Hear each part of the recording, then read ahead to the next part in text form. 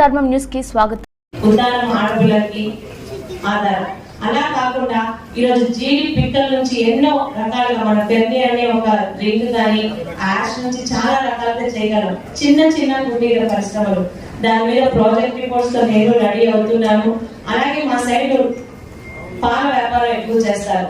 దాన్ని ఎలా మనం డెవలప్ చేయాలి, ముఖ్యంగా ఈ జీడి కొబ్బరి కాకుండా ఇంకా వేరేది ఆలోచించట్లేదు. ఎందుకంటే వారికి ప్రోత్సహించే వారు లేరు. అక్కడ ఒక వెజిటబుల్ వాళ్ళకు కూడా మనం పంటలు పండిస్తే పంటలు పక్కనున్న విశాఖపట్నంలో ఎంత ధరలు ఉన్నాయో మనం చూస్తున్నాం.